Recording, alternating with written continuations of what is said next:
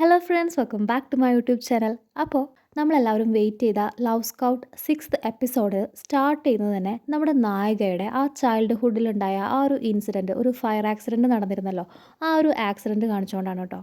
നമ്മുടെ ജിയുൻ്റെ ചെറുപ്പത്തിൽ അച്ഛൻ്റെ കൂടെ താമസിച്ചിരുന്ന ആ ഒരു അപ്പാർട്ട്മെൻറ്റിനെ തീ പിടിച്ചപ്പോൾ ഒരു വിധത്തിലാണ് നമ്മുടെ ജിയുൻ്റെ അച്ഛൻ ജിയുനെ രക്ഷപ്പെടുത്തി പുറത്തേക്ക് സേഫായിട്ട് കൊണ്ടുവരുന്നത്. ജിയുനെ സേഫായിട്ട് പുറത്തേക്ക് കൊണ്ടുവരുന്ന ടൈമിൽ അവിടെയുള്ള ഒരു അപ്പാർട്ട്മെൻറ്റിൻ്റെ അകത്ത് നിന്ന് ഒരാളിങ്ങനെ കരയുന്നുണ്ടായിരുന്നു, ഹെൽപ്പ് മീ, സേവ് മീ എന്നൊക്കെ പറഞ്ഞിട്ട്. അപ്പോൾ അയാളെ രക്ഷിക്കാൻ വേണ്ടിയിട്ടാണ് ഈ അച്ഛൻ, ജിയുൻ്റെ അച്ഛൻ തിരിച്ചു പോകുന്നത്.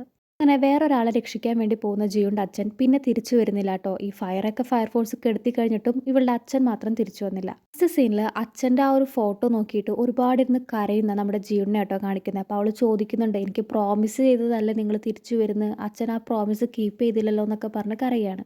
നമ്മുടെ ജിയുൻ്റെ ചൈൽഡ്ഹുഡിലത്തെ ഈ ഒരു സംഭവമാണ് ജിയുൺ നമ്മുടെ നായകൻ്റെ വീട്ടിൽ കിടന്ന് ഉറങ്ങുമ്പോൾ അവളുടെ മൈൻഡിലേക്ക് വരുന്നത് കേട്ടോ. ഈ ഒരു ടൈമിലാണ് അവൾ അവിടെ കിടന്ന് ഓരോ ശബ്ദങ്ങളും പോവല്ലേ എന്നൊക്കെ ഇങ്ങനെ പറയുന്നത് കേട്ടിട്ട് നമ്മുടെ നായകൻ വന്നിട്ട് അവളുടെ കൈ പിടിക്കുന്നത്. എന്ത് സ്വപ്നം കണ്ടിട്ടാണ് ഇവൾ ഇത്രമാത്രം വറീഡായ സ്വപ്നത്തിൽ എന്ന് നമുക്ക് മനസ്സിലായി. അപ്പോൾ അവളുടെ ചൈൽഡ്ഹുഡിലെ ആ ഒരു കാര്യമാണ് കാണിച്ചത്.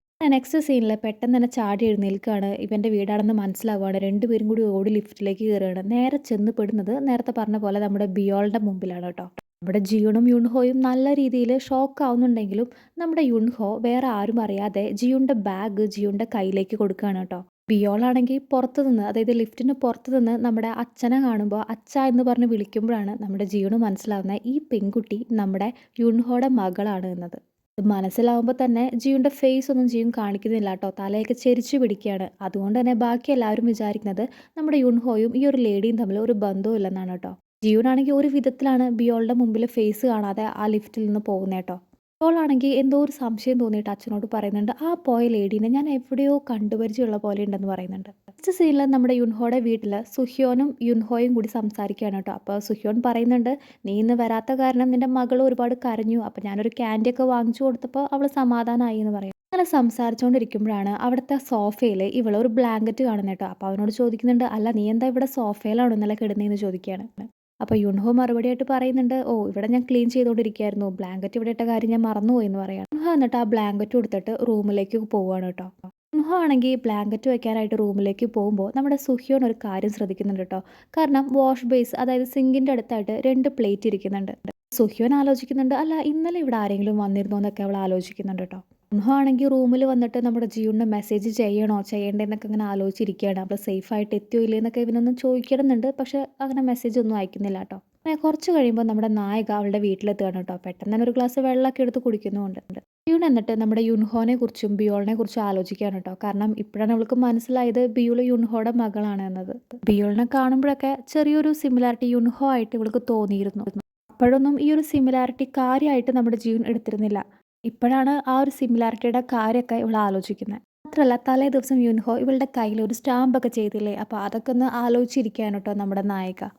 അങ്ങനെ വീക്കെൻഡ് എല്ലാം കഴിഞ്ഞ് ഇവർ രണ്ടുപേരും വർക്കിന് വന്നിരിക്കുകയാണ് കേട്ടോ. അപ്പോൾ രണ്ടുപേരും ലിഫ്റ്റിൽ വെച്ച് കണ്ടുമുട്ടുന്നുണ്ട്. അപ്പോൾ ജിയുൺ യുൻഹോനോട് ചോദിക്കുന്നുണ്ട്, നിങ്ങളുടെ വീക്കെൻഡൊക്കെ എങ്ങനെയുണ്ടായിരുന്നു എന്ന് ചോദിക്കുമ്പോൾ നമ്മുടെ നായകൻ പറയുന്നുണ്ട്, ആ വീക്കെൻഡൊക്കെ കൊള്ളായിരുന്നു, നല്ലതായിരുന്നു എന്ന് പറയുകയാണ്. എന്നിട്ട് ഇതേ ക്വസ്റ്റ്യൻ തിരിച്ച് നമ്മുടെ നായികയുടെ അടുത്തും ചോദിക്കുന്നുണ്ട് കേട്ടോ യുൻഹോ. മറുപടിയായിട്ട് ജിയുൺ പറയുന്നുണ്ട്, ആ എൻ്റെ വീക്കെൻഡും കൊള്ളായിരുന്നു, എക്സെപ്റ്റ് ആ വീട്ടിൽ നിന്ന് എന്നെ ഇറക്കി വിട്ട ഒരു കാര്യം ഒഴിക്കാൻ. അതായത് ഇവളോട് വീട്ടിൽ നിന്ന് പെട്ടെന്ന് പോകണം എന്നൊക്കെ പറഞ്ഞതും ഇവൾ പോകാൻ തീരുമാനിച്ചതൊക്കെ ഒരു ഹറിബറി ആയിട്ടുള്ള ഒരു കാര്യമായിരുന്നു. യുൻഹോ ആണെങ്കിൽ പെട്ടെന്ന് തന്നെ ഇവളോട് ഒരു സോറി പറയുന്നുണ്ട്. എന്നിട്ട് ചോദിക്കുന്നുണ്ട് വീട്ടിൽ സേഫായിട്ട് എത്തിയില്ലേന്ന്. അപ്പോൾ അതിന് നമ്മളൊക്കെ മറുപടി പറയുന്ന പോലെ, അതുകൊണ്ടല്ല ഞാനന്ന് ജോലിക്ക് വന്നതെന്ന് ചോദിക്കുകയാണ് അവൾ. 2 സെക്കൻഡ് കഴിയുമ്പോൾ ജിയുൺ അവനോട് ചോദിക്കുകയാണ്, അല്ല why did you kick me out, എന്തിനാ എന്നെ വീട്ടിൽ നിന്ന് പുറത്താക്കി ചോദിക്കുകയാണ്. ഇതേ സമയത്ത് തന്നെ അവൻ ചോദിക്കുന്നത്, നീ എന്തിനാ വീട്ടിൽ നിന്ന് ഓടിപ്പോയെന്നാണ് കേട്ടോ. അതിനെക്കുറിച്ച് കൂടുതൽ സംസാരിക്കുമ്പോഴേക്കും 8th ഫ്ലോറിലെത്തുകയാണ്, അതായത് പീപ്പിൾസിൻ്റെ ഫ്ലോറിലെത്തുകയാണ്. അങ്ങനെ അവർ രണ്ടുപേരും കൂടി പുറത്തേക്ക് ഇറങ്ങുകയാണ് കേട്ടോ.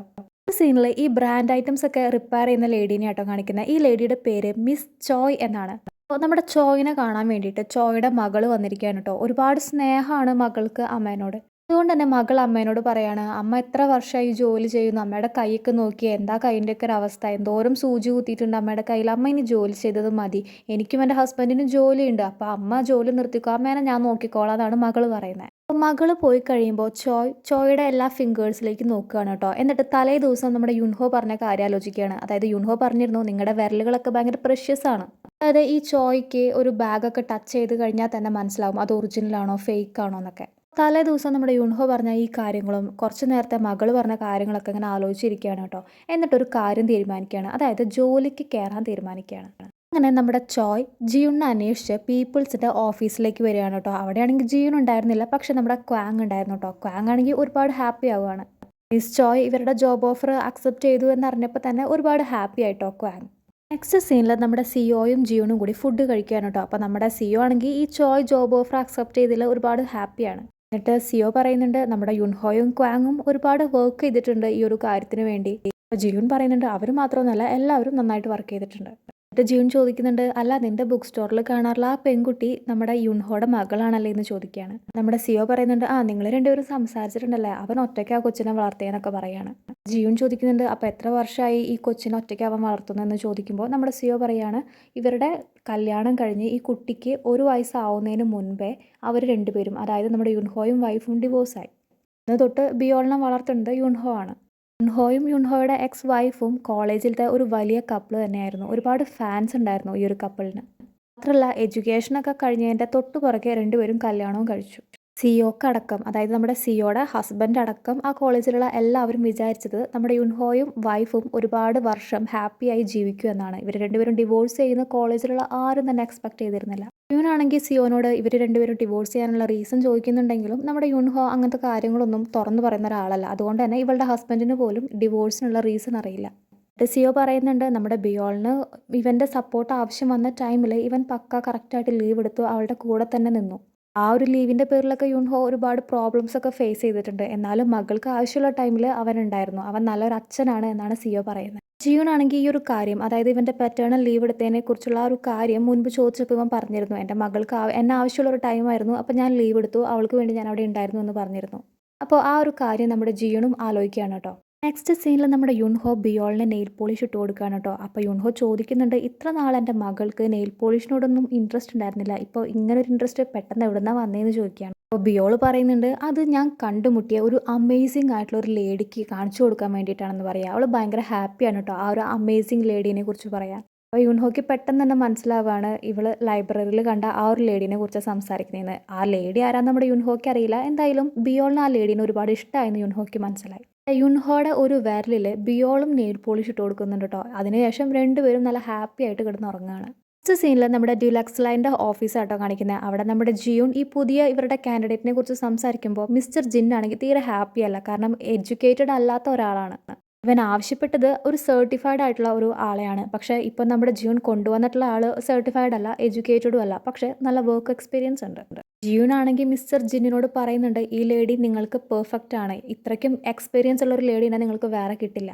മിസ് ചോയ് അത്രയും നന്നായി വർക്ക് ചെയ്യും എന്ന് എനിക്ക് ഉറപ്പുള്ളത് കൊണ്ടാണ് നിങ്ങൾക്ക് ഞാൻ ആ ഒരു ലേഡീനെ സജസ്റ്റ് ചെയ്യുന്നതെന്നാണ് ജിയൂൺ പറയുന്നത്. അപ്പോഴാണ് മിസ്റ്റർ ജിന്നിൻ്റെ അസിസ്റ്റൻ്റ് അങ്ങോട്ട് വരുന്നത്. ഇവർ ഒരിക്കൽ ഓൺലൈനായിട്ട് സെൽ ചെയ്ത ഒരു ബാഗ് ഫേക്ക് ആണ് എന്ന് പറഞ്ഞിട്ട് വന്നിരിക്കുകയാണ് കേട്ടോ ന്യൂസിൽ.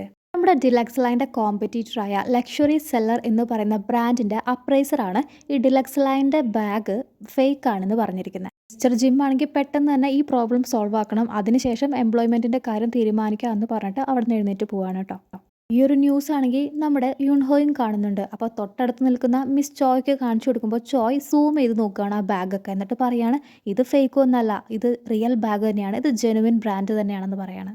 ഈ ഒരു ബാഗ് 100% ജെനുവിൻ ആണ്, ഫേക്ക് അല്ല എന്ന് മിസ് ചോയ് പറഞ്ഞതുകൊണ്ട് തന്നെ ജിയൂൺ ഈ കാര്യം മിസ്റ്റർ ജിന്നിനെ അറിയിക്കുകയാണ്. മിസ് ചോയ് ആണെങ്കിൽ ആ ബാഗ് പിടിച്ചു നോക്കുന്നുണ്ട്, സ്മെൽ ചെയ്ത് നോക്കുന്നുണ്ട്, ടച്ച് ചെയ്യുന്നുണ്ട്, ആ ബാഗിൻ്റെ ഓരോ സ്റ്റിച്ചസ് ഒക്കെ നോക്കുന്നുണ്ട് കേട്ടോ. എന്നിട്ട് പറയാണ് ഈ ബാഗ് 100% റിയൽ ആണ്, ഫേക്ക് അല്ല എന്ന് പറയാണ്. പക്ഷേ നമ്മുടെ മിസ്റ്റർ ജിന്നിന് ഇത് വിശ്വസിക്കാൻ കുറച്ച് ബുദ്ധിമുട്ടുണ്ട്. കാരണം ഒരു സർട്ടിഫൈഡ് ആയിട്ടുള്ള ഒരു അപ്രൈസർ അല്ല ഈ ഒരു ലേഡി, ഒരു റിപ്പയർ ചെയ്യുന്ന ഒരു ലേഡിയാണ്. ഈ ലേഡി പറയുന്നത് കംപ്ലീറ്റ് ആയിട്ട് വിശ്വസിക്കാൻ തീരെ പറ്റുന്നില്ല നമ്മുടെ സിഇഒക്ക്.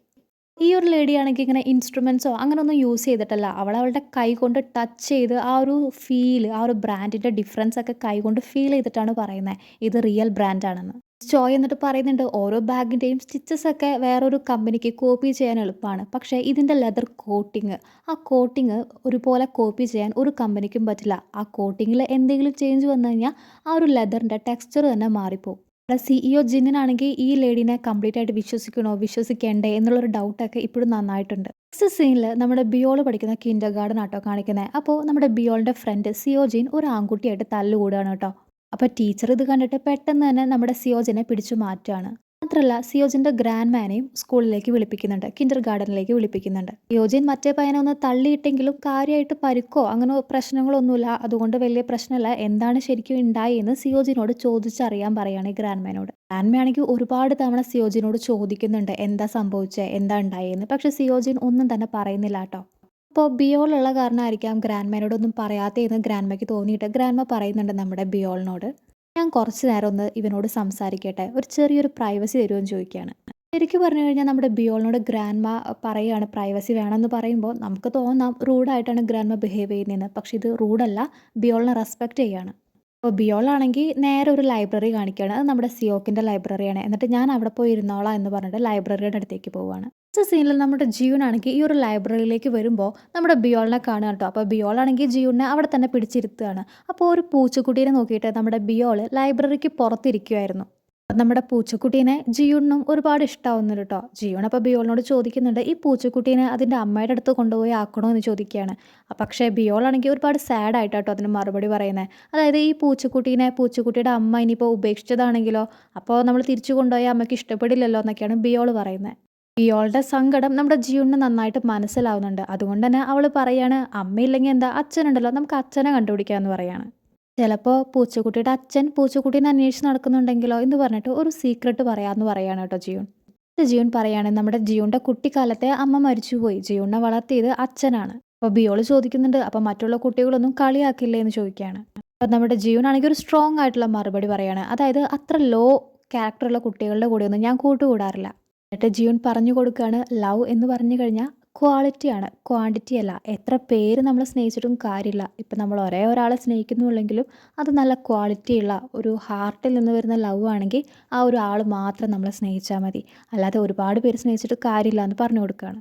സംസാരിച്ചുകൊണ്ടിരിക്കുന്ന സമയത്താണ് പൂച്ചക്കുട്ടി പെട്ടെന്ന് റോട്ടിലേക്ക് ഓടുന്നത് കേട്ടോ. പൂച്ചക്കുട്ടിയുടെ തൊട്ട് പുറകെ നമ്മുടെ ബിയോൾ ഓടുകയാണ്. ബിയോൾ ഓടിക്കഴിഞ്ഞ് ഒരു 3 സെക്കൻഡ് കഴിയുമ്പോഴേക്കും അയ്യോ ബിയോൾ എന്ന് പറഞ്ഞിട്ട് നമ്മുടെ ജിയോണും തൊട്ട് പുറകെ ഓടുകയാണ്. നെക്സ്റ്റ് സീനിൽ ഗ്രാൻഡ്മയും സിയോജിനും തൊട്ടപ്പുറത്തുള്ള ഒരു കഫേലിരുന്ന് സംസാരിക്കുകയാണ് കേട്ടോ. അപ്പോൾ കുറച്ച് നേരം കഴിയുമ്പോൾ സിയോജിൻ പറയുന്നുണ്ട് എന്തിനാണ് മറ്റേ കുട്ടീനെ തള്ളിയിട്ടേന്നൊക്കെ. അതായത് ആ കുട്ടി നമ്മുടെ സിയോജിനെയും ബിയോളിനെയും കളിയാക്കി. ഇവർക്ക് രണ്ടുപേർക്കും ഹാഫ് ഫാമിലിയേ ഉള്ളൂ. അതായത് രണ്ടുപേർക്കും ഒരാൾക്ക് അച്ഛനില്ല, ഒരാൾക്ക് അമ്മയില്ല. അപ്പോൾ രണ്ടുപേർക്കും ഹാഫ് ഫാമിലിയേ ഉള്ളൂ, ഫുൾ ഫാമിലി ഇല്ല എന്ന് പറഞ്ഞ് കളിയാക്കി. ഇവൻ ഒരുപാട് വിഷമമൊന്നും ആയില്ല, പക്ഷേ ബിയോളിന് ഭയങ്കര വിഷമമായി. അപ്പോൾ ബിയോളിൻ്റെ സങ്കടം കണ്ടിട്ടാണ് ഇവൻ ആ കുട്ടീനെ ഉന്തിയിട്ടത്. ഇത് കേൾക്കുമ്പോൾ നമ്മുടെ ഗ്രാൻഡ്മയ്ക്കും ഒരുപാട് വിഷമാവുന്നുണ്ട് കേട്ടോ. അപ്പോൾ ഗ്രാൻഡ്മ പറയുന്നുണ്ട് നീ നന്നായി തന്നെയാണ് ചെയ്തത്, പക്ഷേ ഇനി തൊട്ട് കുട്ടികളെ ഇങ്ങനെ അടിക്കാനൊന്നും പാടില്ല, അവരോട് ജസ്റ്റ് ഇഗ്നോർ ചെയ്താൽ മതി, അവരെയൊന്നും മൈൻഡ് ചെയ്യാനേ പോകണ്ടെന്ന് ഗ്രാൻഡ്മ പറഞ്ഞു കൊടുക്കുകയാണ്. അങ്ങനെ രണ്ടുപേരും സംസാരമൊക്കെ കഴിഞ്ഞ് നമ്മുടെ ബിയോളിനെ വിളിക്കാൻ വേണ്ടിയിട്ട് ലൈബ്രറിയിലേക്ക് പോവാം കേട്ടോ. അപ്പോൾ സിയോക്ക് പറയാണ് ബിയോൾ ഇവിടെ വന്നില്ലല്ലോ, ഞാൻ കണ്ടില്ലല്ലോ എന്ന് പറയാണ്. ഇത് സിയോക്ക് പെട്ടെന്ന് തന്നെ പുറത്തേക്ക് ഓടുകയാണ് കേട്ടോ. ഇനിയിപ്പോൾ പുറത്തെങ്ങാനും ബിയോൾ ഉണ്ടോ എന്ന് അറിയില്ലല്ലോ. ഉടനെ തന്നെ നമ്മുടെ ഗ്രാൻഡ്മയും ഫോൺ എടുത്തിട്ട് ബിയോളിൻ്റെ അച്ഛനെ കോൾ ചെയ്യാണ്, അതായത് യുൻഹോനെ കോൾ ചെയ്യാണ്. യുൻഹോ